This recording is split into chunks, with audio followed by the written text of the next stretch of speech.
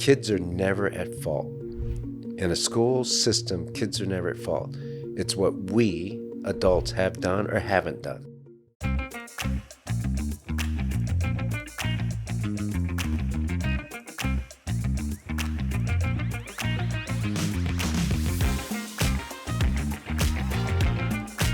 Welcome back to another episode of The Path Forward. As always, I'm your host, Dr. Rick Fernandez, where we talk innovation and education and the merging of the two. I'm here today at Hattie Mae White Administration Building, one of my former homes as a former HISD employee, and I'm talking today with Superintendent Mike Miles. Mike, welcome to the show. Thanks. Now, you've been a little busy as of late, and I want to get into some of that. But before we do that, for those that don't know you, can you talk a little bit about your career path and exactly how you got into education? Yeah, I'm sort of an atypical superintendent. My first career was the U.S. Army. So I'm an Army brat, graduated from West Point, and then went to the Army, of course, served in the infantry and the Army Rangers. I was a company commander, and then I left the Army and wanted to be a diplomat. So I went back to school and went to Berkeley, got a second bachelor's degree and then a master's in international affairs and public policy from Columbia University.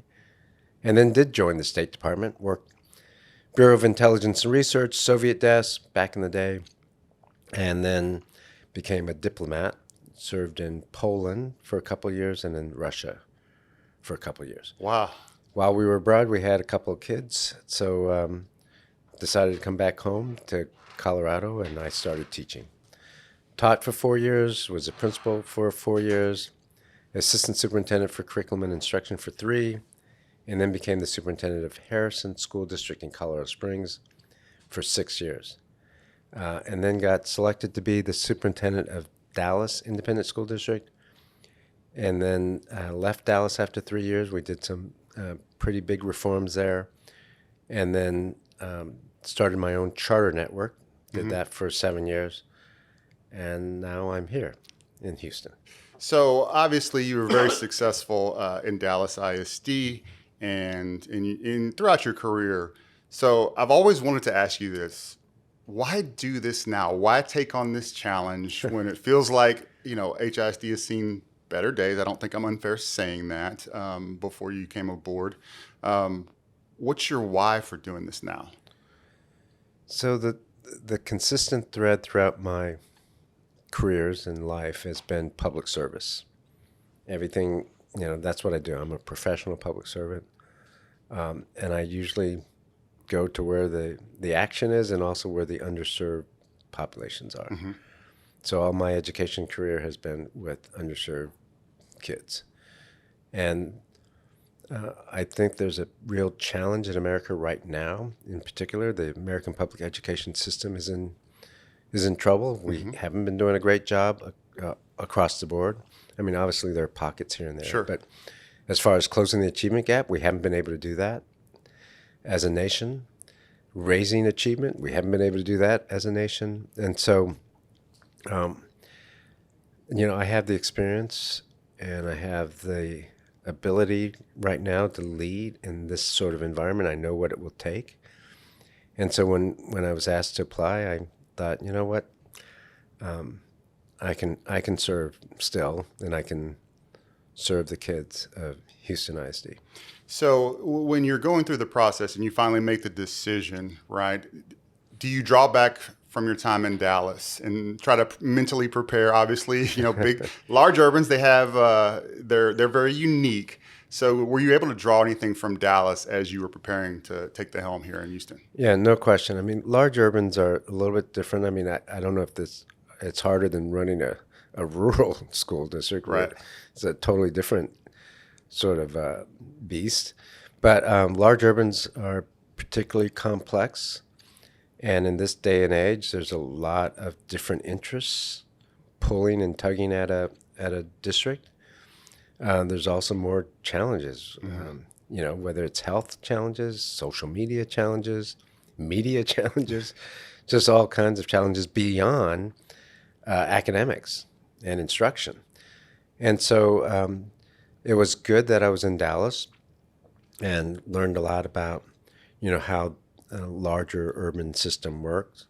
We were able to do a lot of good things, and then to understand what the different politics and interest groups are in a large city. And so I was able to draw on all of that. So much more prepared for what we're facing in Houston. Yeah. What do you think are some of the things we get wrong with leading large urban school districts? Is there anything you've been able to take away and say, you know what, this is probably a common error that maybe a new superintendent makes that's coming from a smaller district that jumps into the urban forefront? Is there anything you can pinpoint? Yeah, several things, but maybe only two or three big things. Number one, piecemeal, incremental reform does not work. Okay. Hasn't worked, not going to work. In order to do something big, even one piece of it, it's a system. So if you try to change just one gear of a system or one part of a system, it's so interconnected that the one part you're trying to change doesn't get changed well because there's a lot of pushback on the one that intersects so many other parts. Sure. That invariably superintendents and school boards water that one thing down, and so there's only changes on the margin.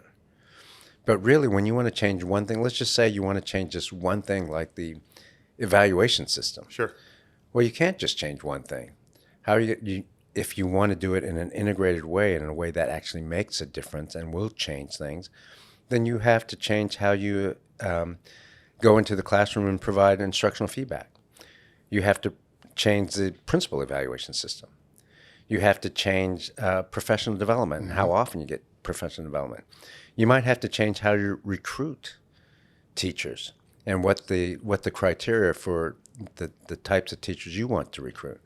You might have to change the teacher prep program or the alternative certification program so that it all fits into the evaluation and it's all aligned. But nobody wants to do that. Right. They just want it, they change one piece and then it doesn't really get implemented well. So how do you get your team on board, right? So you're here, obviously with any change, some people come and go. You build your own team, and I'm going to guess that those folks are probably used to working with departments or they have oversight over something specific. But if you're talking systemic change, how do you get them to kind of broaden their mindset and look across to their colleagues and understand a snowball effect? If I do A, then B, C, and D has to happen as well for us to collectively be successful. Yeah, that's a great question. You've been a superintendent. No, because I believe exactly what you're saying is what I have been, but not in a large urban. But I believe with all of my heart, you cannot take one piece of an ecosystem and try to make that better and think that all these other components that are around it are not going to pull it back. That's right, and and it's a large district, 274 principals, somewhere around 500 or 600 assistant principals, and then all the other people who make decisions in an organization this size. So the question is really pertinent. So a couple things. Number one, my cabinet and deputy chiefs. We call that the core team, cabinet members, and then the deputy chiefs for the departments. First rate. I got to bring most of them to the district because by the time I got here, most of the positions were vacant. People saw the writing on the wall, and it's an intervention anyway. So many people left at this level, and they are really, really strong. What did you look for in them? What are the traits that they have? Yeah, so one, competence in the area. So if you're HR, you have experience with HR. If you're curriculum, you have experience with that. You have proven track record of effectiveness in those areas. For the deputy chiefs, what we look for is, and with the cabinet, but the deputy chiefs may not have had specific content knowledge in the specific department, but they think systemically. They have a track record of success in whatever they're doing. They're used to working with different groups at a high level. And they show leadership and professionalism. But there's one other big piece for that, and that is the willingness to come to a district that's going to be transforming the face of public education and all that that brings with it. You have to have the courage to stay the course. You have to have the courage to get the criticism on the curriculum, for example. The chief academic officer has to have that sort of courage because that's what it takes. Right. And you have to have a willingness to work together in that sort of environment. And of the 23 deputy chiefs and chiefs that we have, all 23 returned this year. Oh, wow. Now, one after the start of the year got a different job or went home to Austin. And another chief is maybe moving out, but they all returned the second year, which is unheard of in Yes, any very much large so. organization. Yeah, very much so. But the other part of your question is about the principals and the other leaders in the organization. And, this is an intervention. We move urgently. We have to transform. We don't have time to get, everybody in committees trying to build consensus. You have to come in with a plan. You have to know what you're doing. You have to get people who can work with you to implement that plan. And frankly, you just have to have that plan and implement it and, bring the capacity of the principals and the other organizational leaders up to speed. We were going to focus on instruction. That's not a choice. That's not a negotiation. That's not a committee. This is what we do and this is how we do it. Then the thing is, okay, let's train everybody on how to do that well. And this is the success we're looking for. And part of that is capacity building, right? Growing professional development. But part of it is looking a leader in the eye and saying, hey, do you want to do this job this way? If your job is to be in the classroom, you have to be an instructional leader. You haven't been, that wasn't a requirement in the past here. Right. They're more like managers. Now it's a new ball game, and it's not a choice. You will be an instructional leader. If you don't, that's okay. We'll find a job where you can, where you don't have to be an instructional leader, or we'll move you out of the district. Right. And some people think that's not a way to lead. And I think in an organization like this, if you're going to move transformatively, with a sense of urgency, focus on the kids, and then you have to do a little of that.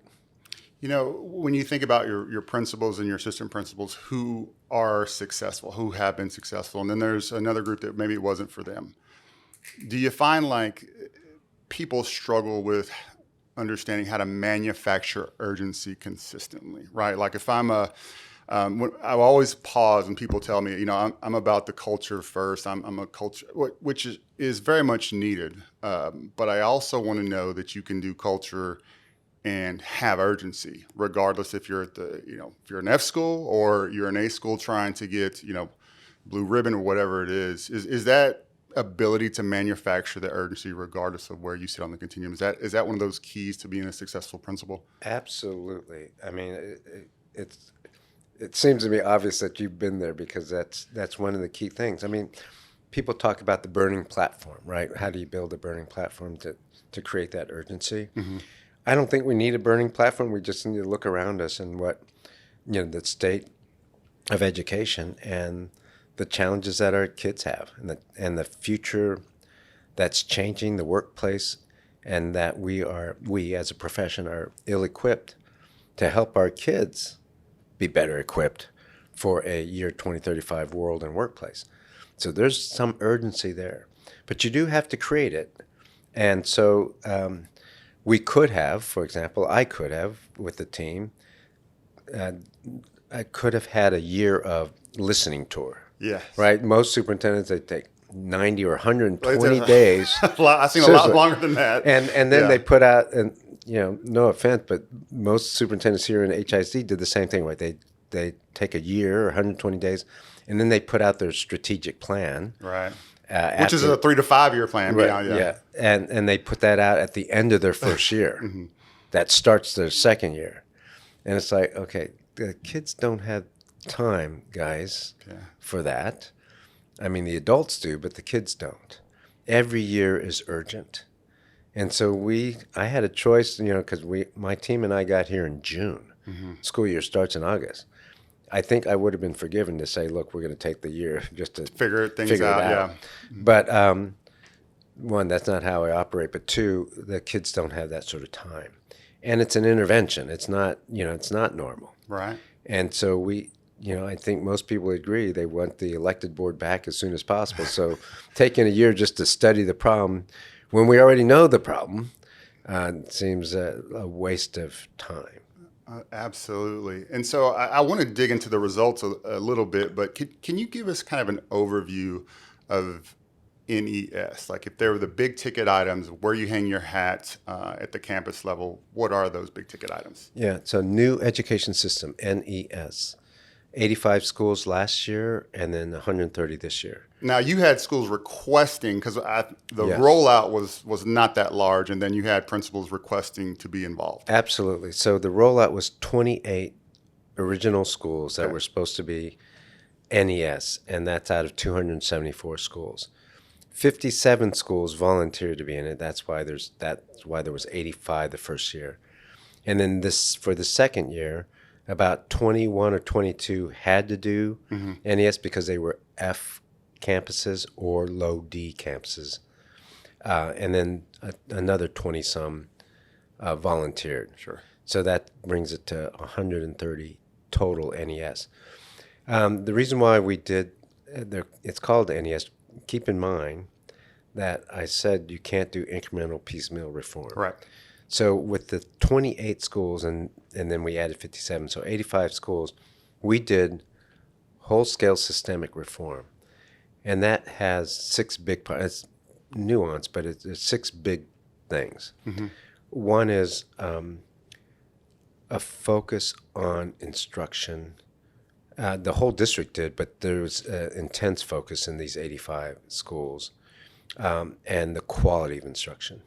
Lots of professional development around what that looks like, what it means. A lot of spot observations, constant coaching, on-the-job coaching.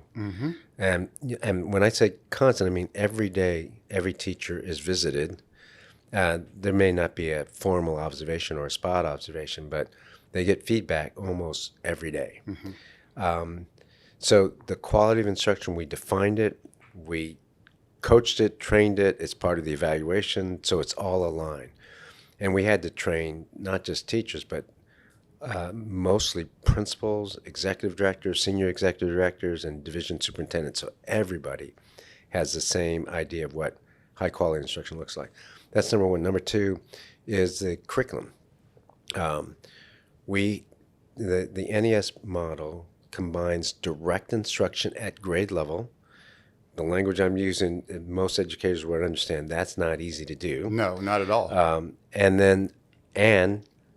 differentiated instruction the last 35 minutes of every period, every 90-minute period. And that curriculum has to be differentiated then. In other words, we took Amplify or Eureka, or a vetted curriculum, and we wrote PowerPoints, lesson objectives, lesson demonstrations of learning, mini quizzes. We gave the answer key, we wrote differentiated assignments, and gave it all to the teacher. So the curriculum was differentiated, it's grade level, it's then scaffolded, and it's given to the teacher. So the third thing is the instructional model. Okay. And it takes off where the curriculum is. And kids have 45 minutes of direct instruction in language arts, math, science, and art of thinking, which is a different course that only the NES schools take. Then they do a 10-minute demonstration of learning. The kids are then separated into 4 groups. The accelerated kids and the proficient kids go to what we call a team center, a place where there's student desks and big enough space for kids to work independently. Learning coaches help them, but they work separately for 30, 35 minutes. This is every class, every day. And this is regardless of grade level. Well, every grade does this. Gotcha. Well, no, not every grade. 3rd through 10th grade Okay. Does this. And it's language arts, math, science, and art of thinking. And then the kids who are not proficient, for that lesson that day, stay with the teacher in the classroom and get more guided instruction. And that model is really good at catching kids up and decreasing the gaps. So that's three things. The fourth thing is staff capacity. We staff differently in the NES orbit, meaning not only is there a classroom teacher, but there's teacher apprentices, Okay. one for every 100 kids. There are learning coaches, one for every 75 kids. Those are, they're more than a teacher assistant. They all have bachelor's degree. Most of them are working towards being a teacher apprentice. Teacher apprentices are working towards being a teacher, but we don't have substitutes as a result, and there's more help in the classroom. So staffing is really important. The salary compensation is different. We pay on a hospital model.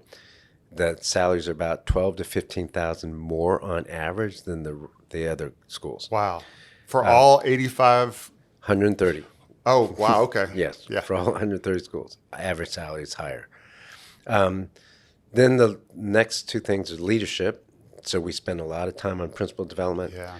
I train principals every month. I train executive directors who are in charge of principals every week. And so does the professional development department. So the principals get a lot of training. They also get on-the-job feedback. Today I was in 2 schools, yesterday in 2 schools, but the division soups and the senior executive directors are also visiting schools, and the visits are instructional. Right. We're not just going to check in and say, how's it going? That's right. Do you need anything? We're not just looking at the game or a pep rally. We are looking at instruction. Okay. And the last thing is culture. I inherited culture, trying not to be too uncharitable to the past, but it wasn't a high performance culture, and the expectations were too low. Okay. A lot of mediocrity.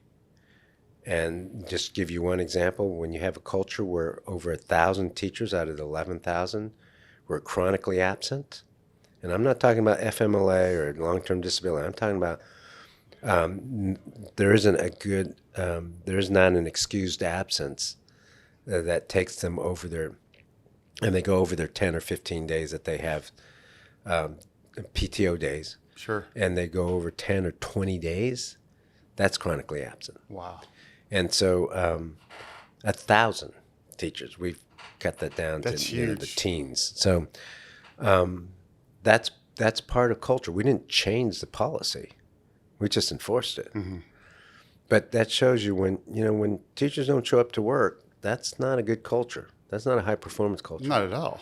And when you go into the classroom and the instruction is terrible, just because the school is A rated or B rated, that's not a culture of continuous improvement. So that's the 6th thing we worked on.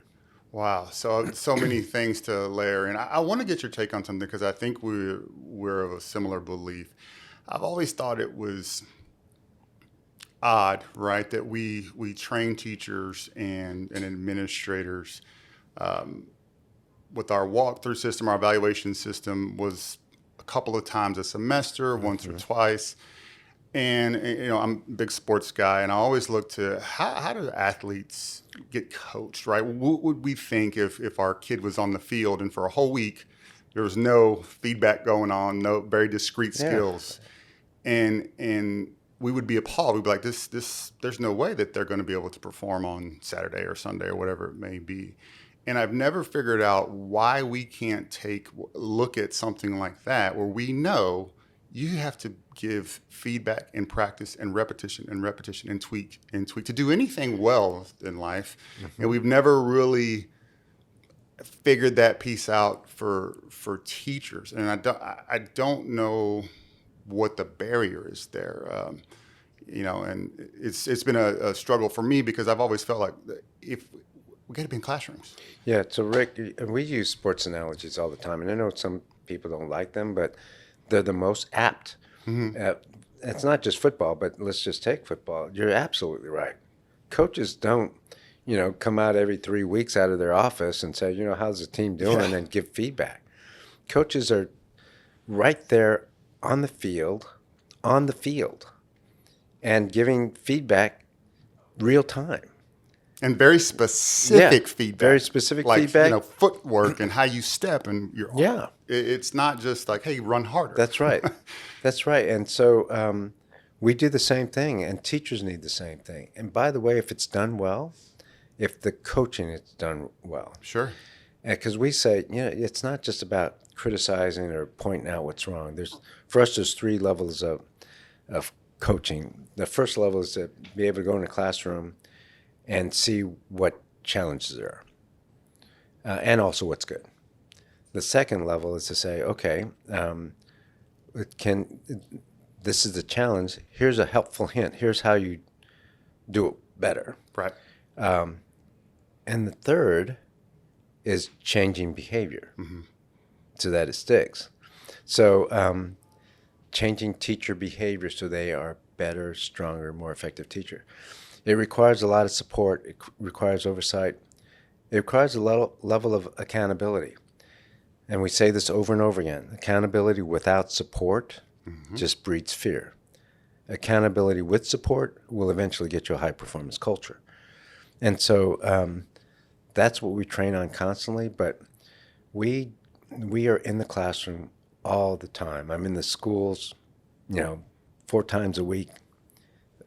I wish I could be there every day, but I got other responsibilities too. So when you're thinking about where to go from here, right? If you look at your results, and you've gotten a lot of criticism, the district's gotten a lot of criticism about everything in the world that's wrong.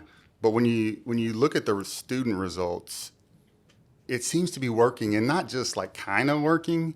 It seems to be working above and beyond anything that I've ever seen or been a part of. So can you just talk a little bit about the results and some of the growth that you guys have seen? Yeah, so I can talk about the accountability results and then some other growth areas that I see. The state of Texas, of course, does A through F ratings. Right.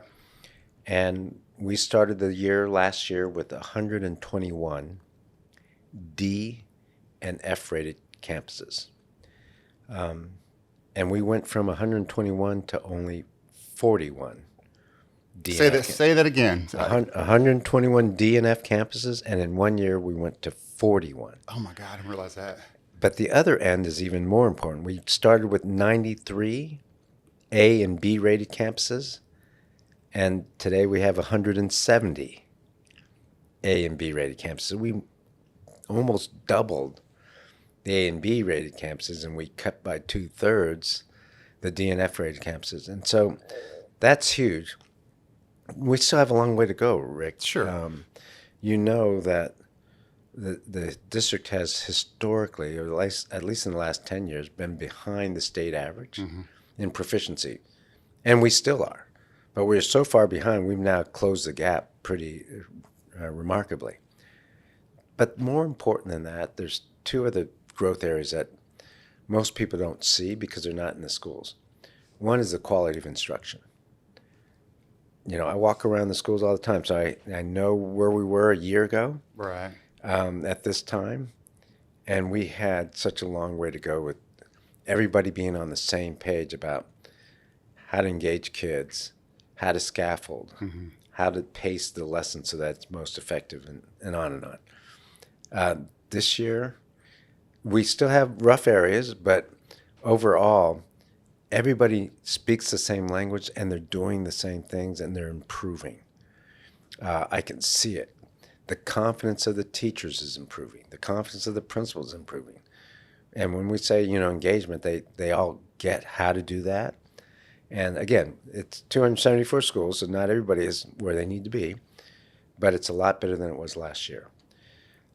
Culture is also improving.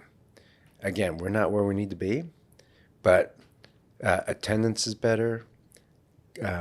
People trying to improve even if they've already done well. This notion that, okay, we did well, but we got to do better, even more. So that culture of continuous improvement is starting. People understand the expectations.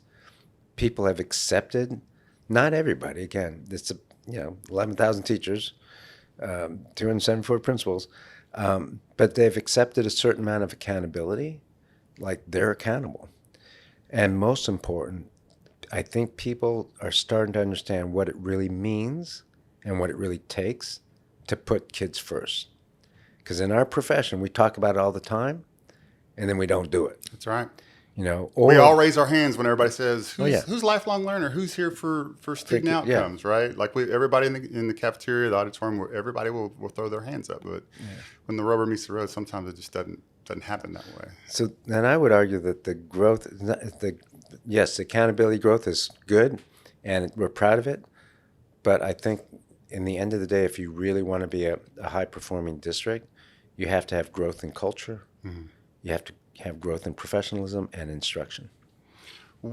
Take me through, if you don't mind, when the results come out, and I'm sure there's probably times you're like just scratching your head about, I wonder if this is the right decision to jump into this. But as you're going through the work and you're getting closer to the results, and the results come out, can you just share that moment of how it felt and what you did and what you said in the moment? You know, I'm kind of old school, and I'm a lot older now, so I'm a lot more sentimental. And I mean, look, I knew we would get results, but it's not so much about the score. And so I went to Hilliard Elementary School, where we announced the results of the accountability. This is in September, early September, late August. And Hilliard is one of 6 schools in the North Forest feeder pattern. If you've been in Houston, you know that that's been a problematic area. Yes. And an area that's been ignored for the most part by the district. It was annexed in 2012, and they have told me, and one of my first visits was up north, and they said they were, felt like stepchildren. And they had a lot of skepticism. What are you going to do? Yeah. Because everybody says they're going to do something. Yeah. And, you guys have done nothing. So, we don't trust you to do anything. Yeah. And they were right that in the last 12 years, they've been failing, even before they got annexed. I mean, that's why they got annexed. Right. When I got here, North Forest 6 schools, 5 were F-rated schools. 1 was D-rated school. So, yeah, they didn't have much attention academically and not much success. I was able to announce in September when we had the ratings finalized, we had 5 A or B campuses there and 1 C. So we went from 5 Fs and 1 D to 5 A and B and 1 C. That's huge. And Hilliard went from an F to an A. That's amazing. There's only 3 schools in the entire state that did that. Hilliard is one of them. And North Forest is near and dear to my heart. Is a rookie principal, Forest Brook Middle School that in 2013. And it's nothing like being handed the keys on July 1st and you have no staff but you. Oh wow! And saying, here you go. But to see the transformation, of that community, it's very meaningful. And I don't really think anyone truly knows what it takes there to get up and love that community, those kids, your staff, because it's a challenge. It is a challenge. But we had teachers crying when they heard the results, and the kids were so happy. And the principal said, one of the principals, because Orlando brought all principals from the feeder pattern there, and some others from the district, from his division. One of them said, our kids now have a fighting chance at having a good academic career for the first time. And that's what it means. And, I think sometimes the people who are in opposition, that they don't see that. They may see the, what's on the news, or, some of the mechanical things, I don't know, but they don't see when kids are successful and what it means to teachers and parents and principals. I mean, one of the frustrating points for me when the results came out is that we had some people that would not celebrate our kids. It's like, okay, that you may not like the intervention, you may not like the politics, you might not like practices, you may not like the curriculum, but can you at least applaud kids who have been in F-rated campuses and D-rated campuses? You not at least tell them, good job? 100%. That's it. I mean, let's just say that. And then go back to complaining. That's fine. But at least stop for a moment and celebrate what the kids did. That's right. So anyway, that was frustrating. That's a heck of an achievement there. Did in some way that not validate, but give you the sense like we're doing what we should be doing, and it's been a hell of a road and some barriers along the way, but this is what all of this has been for. Yeah, I mean, and we say that all the time. If we're doing our job right, we are focused on kids and we prioritize them, and we'll get the results. And so it's validating, especially for the staffs. One of the reasons why we have newfound energy, but also confidence among the teachers and principals, is that they, for the first time, they are seeing such huge gains from kids who normally struggle. And so they will tell you the model is working. Well, yeah. And they are having success. You talk about like winning winning takes care of everything, right? So when they're getting that success, all of the pain and the effort, I can't even imagine what that celebration was like on campus. Yeah, and I'm careful to say always, this is just the first year. That's right. Oh, absolutely. We got a whole bunch of work to do. No doubt. And we may not win the Super Bowl every year, but we got to be in the playoffs every year. No, 100%. No, I 100%. But I do have to point out, like that's growth that is atypical of any, not large urban, but any school district that I've ever seen, heard of. And I'm fortunate to spend a lot of time with superintendents around the country. I'm not seeing that. It kind of makes me feel like, had I had the opportunity to be trained as such, what could I have done? It's kind of wanting me like, man, I need to just go sit through it just so I'll be a better person and understand there are ways to make huge gains for kids when everybody else is saying can't be done, shouldn't be done. And I'm God's honest truth. That's why I took the North Forest job, because everybody around me said it's not worth it, it can't be done, it's going to kill your career. To me, you don't give up on kids.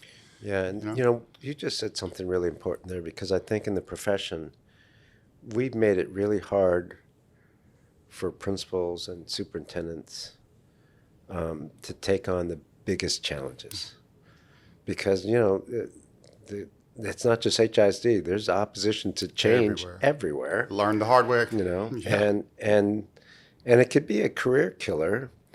All the false accusations and misinformation, could be a career killer. I'm at the point where it doesn't matter to me.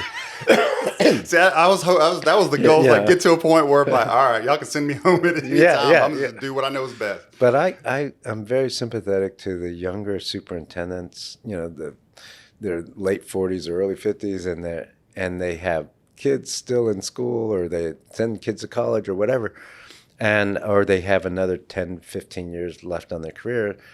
And they don't want to go to a place where they're just going to get beat up, and it's so hard to make a change. Exactly. Then why do that?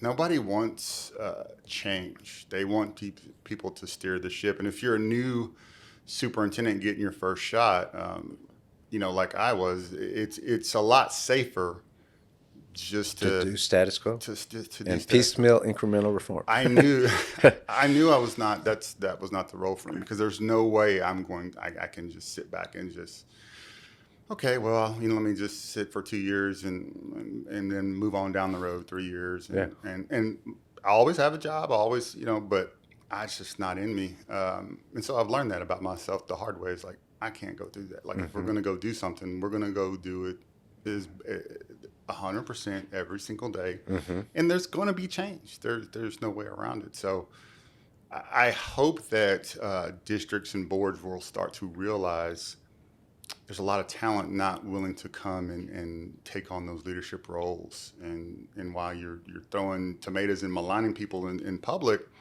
all that does is take all of the people that could be great leaders and that they go do something else very quickly. You know? That's right. That's right. It's a struggle. You want to talk bonds real Yeah. quick?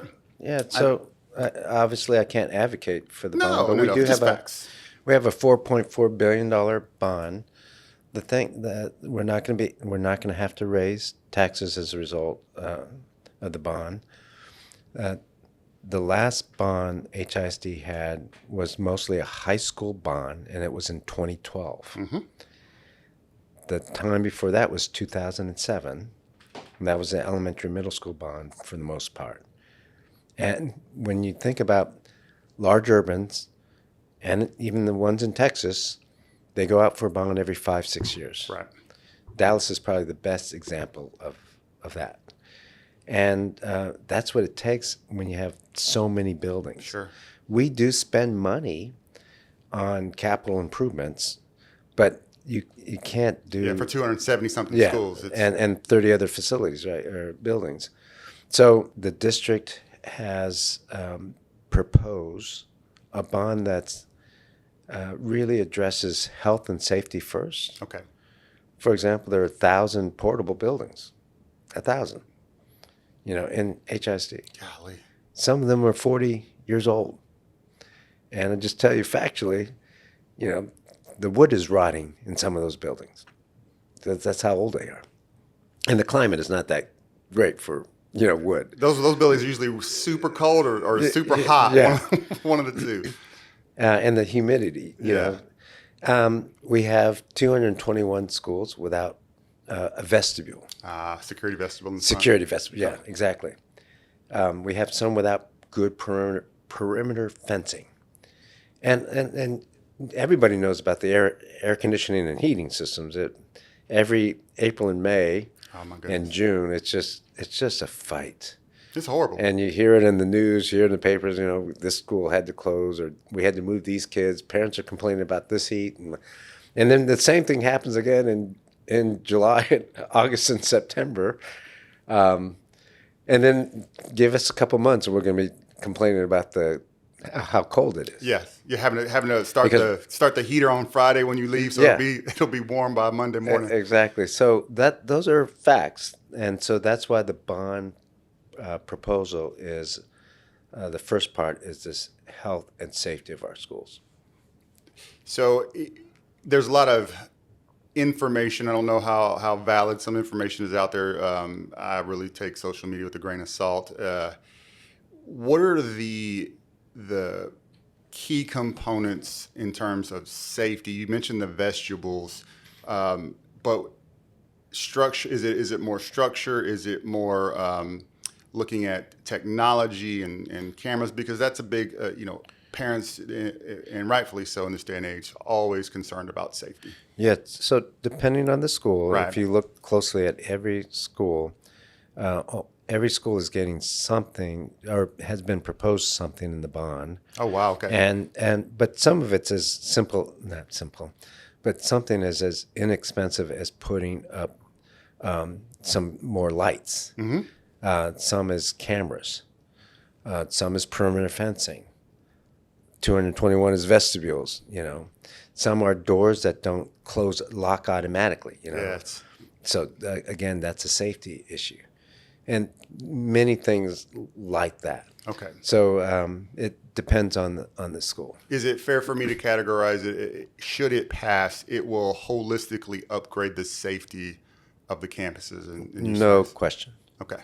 No question. I think that's important. And, beyond the politics and all that, everybody is concerned with the safety of kids, the safety of staff. And I wish I could say that that's not going to be a concern in the future, but the statistics are what they are, which is we've got a lot of folks dealing with mental health, and sometimes that manifests in horrible ways. I think we see that not just in HISD, across the country. Absolutely.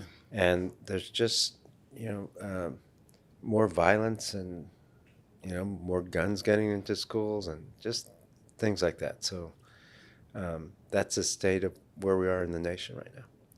And so, voting day, it obviously the presidential election, but HISD, how do people in the city go and vote? Are campuses closed, or what's their best avenue to vote if they wish to vote? So there are the county, the city has voting places all over Right. the city. I think 93 of our schools Our locations. have our voting locations. We'll still have school, Sure. but it'll be a separate part, separate entrance and all that, so it'll be secure.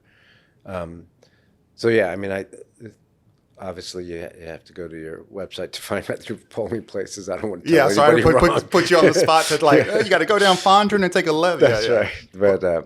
But yeah, I think as far as the bond goes, it's on the ballot. I think it's the last two questions on the ballot. Fair enough.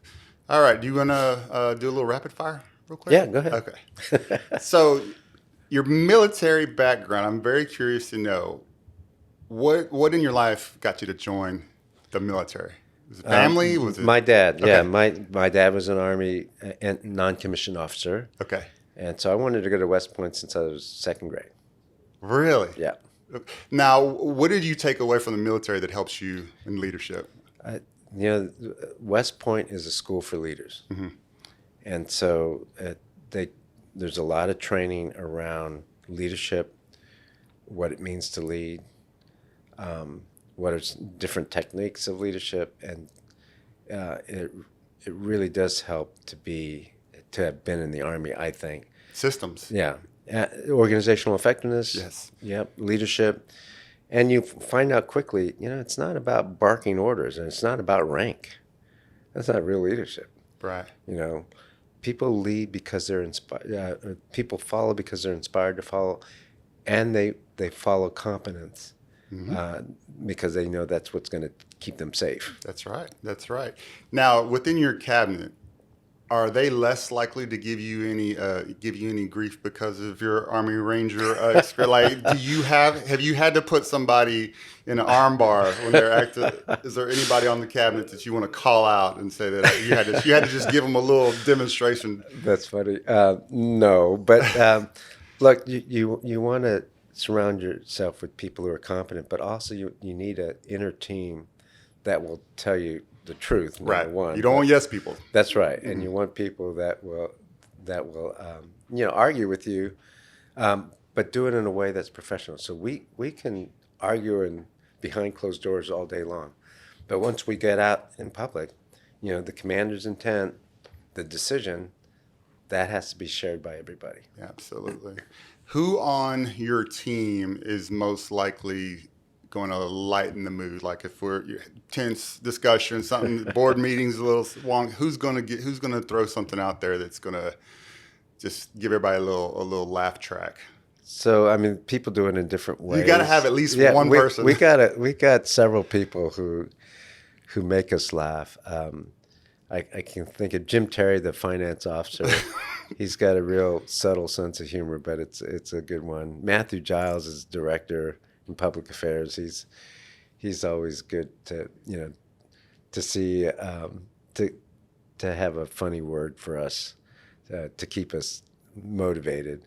And there's other people too that and there's a couple people in the communications department that will just give me a hard time about almost everything. So That's good. It's a good team. What do you do to remove yourself, get out of your own head, like take a deep breath and try to relax? Or is that a part of your DNA? Or Yeah, I think for the most part, I'm pretty even keeled, and I've been through enough yes. that I don't really get that stressed about things. Okay. And I've been in several real crises. Right.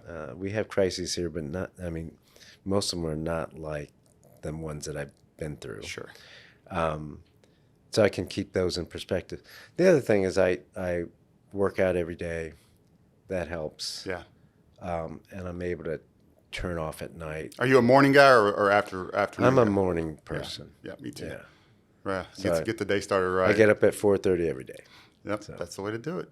Um, when you have a really rotten day, who do you call other than family members? Who's your sounding board? Who's like just hey, I just gotta vent a little bit. Do you have somebody? No, I don't, and that's unfair. I mean, I call family. So, Okay. but You don't yeah, call. There's no. You don't. there's nobody here. There's no mentor that I really call Okay. about that. Favorite food? Favorite food? I would have to say a 6-ounce fillet from Saltgrass. I thought you were gonna say like the folding pizzas in the lunch line. Those Oh, used yeah. to be my favorite Well, school lunch. I eat more Snap Kitchen more than anything. Because I'm here by myself right now. So my wife's in Colorado Springs, and so I have a lot of Snap Kitchen dinners. Yeah, I love that. Yeah, you're kind of on your own trying to Yeah. make it happen. Most proud about to this point? I know there's still a lot of things that you want to do and continue to improve for Houston, but right now, what are you most proud of? I mean, I'm proud of the staff. I mean, it starts with my core team. Mm-hmm. I'm really proud of them. That they don't get a lot of credit, and they're working their butts off, but they're getting things done. They're changing systems. That's what I'm most proud of. But then it cascades down. I mean, I look at the principals that have done a really good job. Very proud of them because it's just been hard.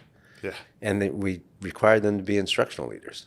So I'm proud of them. I'm proud of the teachers. Like today, I mean, saw a couple of principals today, a couple yesterday, several teachers today, several teachers yesterday. And, there are teachers that are really stepping up. So, and then, finally, if you go around the schools, what keeps me grounded too and allows me to put up with a lot of some of the nonsense that's out there is the kids. Yeah. I mean, I'm not kidding. When you go into the school and you see what the kids are doing, and if they're thriving because the teacher's effective and the school is working well, Discipline's down. Everything is going right. and then you have to be so, proud of them and so happy to be doing this job. I was at Bonham Elementary School yesterday, for example. So many emergent bilingual kids, but thriving, doing a great job. And so, when you see that, you say, this is what it's about. This is what, I know it sounds corny. Like I said, I'm sentimental anyway, but that's what keeps me grounded. And it's like you can put up with a whole bunch of crazy. You can. When you see the result. And when you see the kids. Yeah. And kids are never at fault. In a school system, kids are never at fault. It's what we adults have done or haven't done. That's right. For them. 100%. Well, I can't tell you how much I appreciate you taking some time and how proud I am of the progress that the district has made, the staff, the kids. And I'm hoping that everyone will see what's really going on. Take a look at the results and don't just look to hear what's on the media or social media because there's some powerful things happening. And for the first time in quite some time, kids are being successful. And that, to me, is the most important thing for any school district are the kids being successful. Also, I want to thank you for that, you and your team, and looking forward to part two. Maybe next year we come and see how it's going then. Yeah, great. Thanks for inviting me, Rick. You got it.